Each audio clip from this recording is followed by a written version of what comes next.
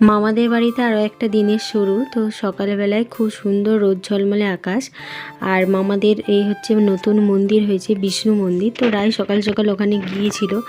তারপর নিচে এসে ব্রাশ টাশ করে এই যে চা বিস্কুট খেয়ে নিয়েছিলাম। আর এইদিকে মায়ের পিসিমণিরা, মানে বড় পিসুনি মায়ের ফুলপুসুনি দুজনে মিলে সবজি কাটছিল দুপুরে রান্নাবান্নার জন্য। তারপর আমরা বসে পড়েছিলাম মুড়ি খেতে। তো আমরা একটু সকাল সকালে মুড়ি খেয়ে নিয়েছিলাম, আমি আর বড়মশাই। তো মুড়ির সাথে মিষ্টি, ঘুগনি, শসা, পেঁয়াজ, কাঁচা লঙ্কা দিয়ে মুড়ি খেয়েছিলাম। তারপরে এই যে দেখো রেডি হয়ে নিয়েছিলাম, দিয়ে দুজনে বেরিয়েছিলাম। একটু কেনাকাটা করার ছিল, সেলের কেনাকাটা করার। তো রাইকে মায়ের কাছে রেখে আমরা দুজনে বেরিয়ে পড়েছিলাম। পৌঁছে গিয়েছিলাম দোকানে। আর হচ্ছে যে তারপর দোকানের মধ্যে এসে এই যে দেখো এখন দেখতে বসেছি, মায়েদের জন্য শাড়ি বেছে নিচ্ছি।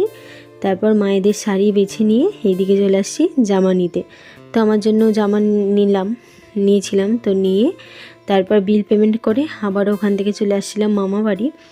আর এসে দেখি মামাদের বিষ্ণু ঠাকুরকে নিয়ে যাচ্ছে, ভোগ কীর্তন হবে তো সেখানে। এই যে দেখো স্বয়ং নারায়ণ ঠাকুরকে নিয়ে গেল।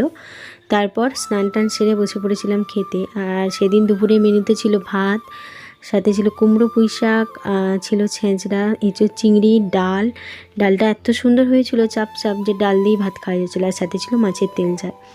তারপর খাওয়া দাওয়া সেরে রেস্ট নিয়ে বিকেলবেলায় মামিমা গরম গরম পাঁপড় ভেজেছিল, সাথে গরম গরম জিলিপি। তারপর সন্ধ্যাবেলায় চা বিস্কুট খেয়ে আমরা বসে পড়েছিলাম লুডো খেলতে।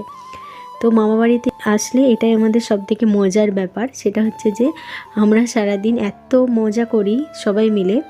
আর তার সাথে আমাদের চলতে থাকে লুডো খেলা সন্ধ্যা থেকে। তো সেদিন সন্ধ্যাবেলায় 24 ঘর দেখতে যেতে পারিনি, প্রচণ্ড জলঝড় হচ্ছিলো ওই জন্য।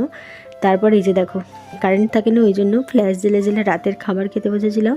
তো রাতের মেনুতে ছিল ভাত, সাথে ছিল আলু পোস্ত, আলু সেদ্ধ মাখা, আর সাথে ছিল মাছ মাখা। আর সাথে দুধ দিয়ে দিয়েছিলাম ভাতের সাথে। তো আলু পোস্ত দিয়ে দুধ ভাত খেতে দারুণ লাগে। তো এইভাবেই কেটে গিয়েছিলো মামা বাড়িতে আরও একটা দিন।